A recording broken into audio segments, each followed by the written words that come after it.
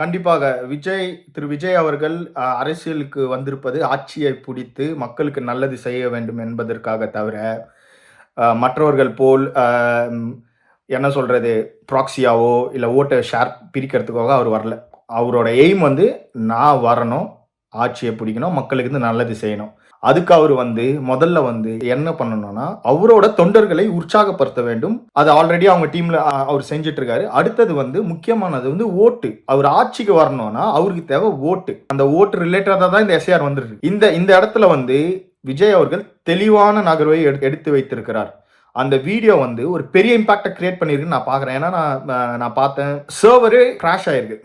இது வந்து ஒரு உதாரணம். அவரோட தொண்டரை ஜென்சி, குறிப்பாக வெர்ச்சுவல் வாரியர்ஸ் ஜென்சி ஏன் சொல்றாங்கன்னா, விஜயோட இப்போ ஒரு பவரே வந்து பாத்தீங்கன்னா அந்த ஜென்சி, அந்த வெர்ச்சுவல் வாரியர்ஸ் தான். அவங்கலாம் வந்து பாத்தீங்கன்னா இத்தனை நாள் வந்து ஒதுங்கி இருந்திருக்கலாம்.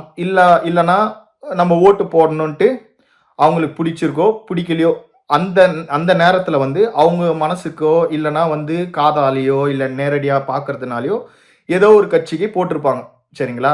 அதே மாதிரி அவங்களோட மனநிலை எப்படி இருந்திருக்கலாம்? ஓகே, பாலிடிக்ஸ்னா என்னது? இப்போ நீங்க போயிட்டு ஒரு ஜென்ஸி இல்ல ஒரு டீனேஜ் கிட்ட போயிட்டு நீங்க மைக் நீட்டிங்களா, அவங்க என்ன சொல்லுவாங்கன்னா, அரசியல்னா என்ன ப்ரோ அப்படின்னீங்கன்னா, அரசியல்னா ப்ரோ சாக்கடை ப்ரோ, அதெல்லாம் வேணாம் ப்ரோ. அப்படிதான் நான் கேள்விப்பட்டிருக்கேன். நீங்க லேடிஸ் கிட்ட போய் கேட்டாலும் அரசியலையா, இல்ல வேண்டாம், அது ஒரு சாக்கடை, அதுக்குள்ள நாங்கெல்லாம் போக மாட்டோம். அவங்களுக்கு வந்து பாலிடிக்ஸ், அதாவது அரிஸ்டாட்டில் ஒரு மெசேஜ் ஒன்று சொல்லியிருக்காரு. மனிதர்கள் இயற்கையாகவே அரசியல் ஜீவிகள். எல்லா மனுஷனுக்கும் அரசியல் ஞானம் இருக்கு.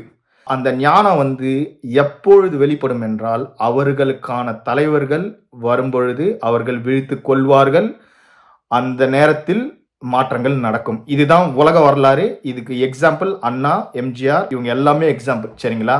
இப்போ அரசியலை வந்து சாக்கடையா பார்த்திருந்த இளைஞர் கூட்டம் இப்போ வந்து விஜய் அவர்கள் வந்து இந்த சாக்கடையை நான் சுத்தம் பண்ண போறேன் அப்படின்னு சொன்னோன்னே அவங்களுக்கு வந்து ஒரு ஹோப் வந்திருக்கு. இப்போ என்ன நடக்குதுன்னா, விஜய் அவர்கள் சினிமா துறையை விட்டு அரசியல் என்னும் சாக்கடையை தூய்மைப்படுத்த போறேன்னு வந்துட்டோன்னே இந்த இளைஞர்கள் கூட்டம், குறிப்பாக இந்த 18 to 40, குறிப்பாக ஜென்சி, வெரி பவர்ஃபுல் இந்த வேர்ல்டு, அவங்க தான். சரிங்களா? இளைஞர்களில் நீங்கள் ஜென்சி எல்லாம் தடுக்கவே முடியாது. இப்போ அந்த ஃபோர்ஸ் என்ன நடக்குதுன்னா, இத்தனை நாள் சாக்கடை என்று ஒதுங்கி இருந்த கூட்டம் இன்றைக்கு அவருடன் சாக்கடையில் இறங்கி இதை நாங்கள் சுத்த செய்ய போகிறோம் என்று இறங்கிட்டாங்க.